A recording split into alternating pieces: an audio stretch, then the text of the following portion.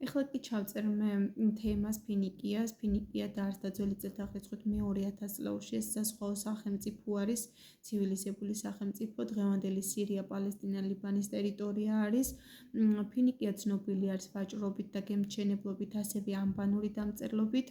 ფინიკის უძლიერესი ქალაქები იყო ბიბლოსი, სიდონი, ტვიროსი და უგარიტი, რომლებიც ვაჭრობით იყვნენ ცნობილი. აქ მოიპოვებოდა კედრის ტყე და სელის მცენარეები, რომელსაც გემთმშენებლობით იყენებდნენ. ფინიკის მცენარის საპატივცემულოდ ეწოდა. ჩეხება ფინიკია ხმელთაშუა ზღვასთან ახლოს მდებარეობს, აქედან გამომდინარე მეტოქეობას უწევდა მეზობელი სახელმწიფოების საბერძნეთი და ეგვიპტე.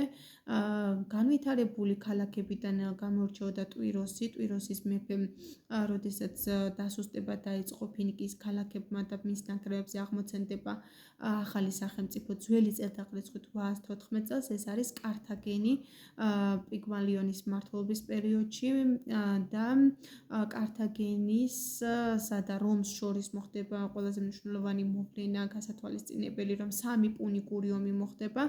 ეს დასრულდება რომის გამარჯვებით, სამივე პუნიკური ომი. ეს თარიღები არის პირველი პუნიკური ომის ძველი წელთაღრიცხვით 264-251, მეორე პუნიკური ომის 218-201 და მესამე პუნიკური ომის თარიღები არის ძველი წელთაღრიცხვით 159-156 წელი.